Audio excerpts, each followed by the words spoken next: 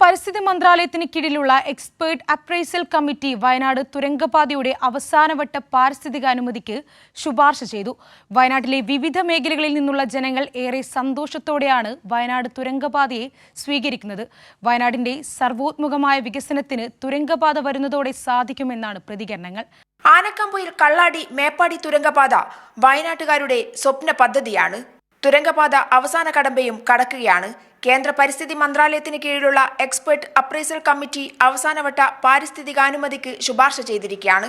ഇനി അഗ്രിമെന്റ് വെച്ച് പ്രവൃത്തി ആരംഭിക്കാം. ഈ വാർത്ത വയനാട്ടുകാർ ഏറെ സന്തോഷത്തോടുകൂടിയാണ് സ്വീകരിക്കുന്നത്.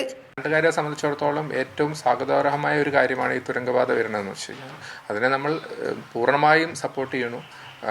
നമ്മളുടെ എല്ലാം ഒരു സ്വപ്നമാണ് ഒരു തുരങ്കപാത വയനാട്ടിൽ വരിക എന്നുള്ളത്. വയനാടുകാർ ഇതുവരെ അനുഭവിച്ച ഗതാഗത തടസ്സം, താമരശ്ശേരി ചുരത്തിലൂടെയുള്ള ദുസ്സഹമായ യാത്ര, ഇവയ്ക്കൊക്കെയാണ് അറുതിയാവുന്നത്. അത് ഞങ്ങൾ സ്വാഗതം ചെയ്യുകയാണ്. അത് വന്നേ പറ്റുള്ളൂ. കാരണം അത്രയും അധികം വാഹന പെരുപ്പാണ് ഇപ്പോൾ വയനാട് ജില്ലേനെ സംബന്ധിച്ചാണ്. മറ്റു എല്ലാ ജില്ലകളിലും ഉണ്ട്.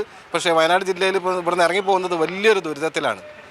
ആശുപത്രി ഒരു മെഡിക്കൽ കോളേജിലേക്ക് ഒരു പേഷ്യൻറ്റിനെ കൊണ്ട് പോകുമ്പോൾ ഞങ്ങൾക്കൊക്കെ പേടിയാണ്. കാരണം വഴിയിൽ ബ്ലോക്കായി പോയി ആ പേഷ്യൻറ്റിനെ അവിടെ എത്തിക്കാൻ പറ്റുമോ, ജീവനോടെ എത്തിക്കാൻ പറ്റുമോ എന്നുള്ളൊരു വലിയ ഒരു ചോദ്യം തന്നെ നിലനിൽക്കുകയാണ്. അപ്പോൾ അതിന് തുരങ്കപാത അത്യാവശ്യമുള്ള ഒരു കാര്യമാണ്. പരിസ്ഥിതി ലോല മേഖലയായതിനാൽ കടുത്ത വ്യവസ്ഥകളോടെയാണ് തുരങ്കപാതയ്ക്ക് അനുമതി നൽകിയിരിക്കുന്നത്. ഉചിതമായ സുരക്ഷാ മുൻകരുതൽ സ്വീകരിക്കണം. ടണൽ റോഡിന്റെ ഇരുഭാഗത്തും അതിതീവ്ര മഴ മുന്നറിയിപ്പ് നൽകുന്ന കാലാവസ്ഥാ സ്റ്റേഷനുകൾ സ്ഥാപിക്കണം. ഭൂമിയുടെ ഘടനയനുസരിച്ച് ടണലിംഗ് രീതികൾ തെരഞ്ഞെടുക്കണം. ജില്ലാ കലക്ടർ ശുപാർശ ചെയ്യുന്ന 4 അംഗ വിദഗ്ധ സമിതി ഇതെല്ലാം നിരീക്ഷിക്കുന്നതിനായി രൂപീകരിക്കണം. നിർമ്മാണത്തിൽ ഏർപ്പെടുന്നവർക്ക് മതിയായ സുരക്ഷ ഏർപ്പെടുത്തുക തുടങ്ങിയ നിബന്ധനകളാണ് മുന്നോട്ട് വച്ചിരിക്കുന്നത്. അപ്പൻകാവ് ആനത്താര സംരക്ഷണം, ബാണാസുര ചിലപ്പൻ പക്ഷിയുടെ സംരക്ഷണം, ഇരുവഴിഞ്ഞിപ്പുഴയുടെ സ്വാഭാവിക ഒഴുക്ക് നിലനിർത്തുക തുടങ്ങിയവയും ഉറപ്പാക്കണമെന്നും വിദഗ്ധ സമിതി നിർദ്ദേശത്തിലുണ്ട്. വയനാടിനെ സംബന്ധിച്ചിടത്തോളം വികസനത്തിന്റെ പാത കൂടിയാണ് തുറക്കപ്പെടുന്നത്. തുരങ്കപാത യാഥാർത്ഥ്യമാകുന്നതോടെ വയനാടിന്റെ വികസന സ്വപ്നങ്ങളും യാഥാർത്ഥ്യമാകും.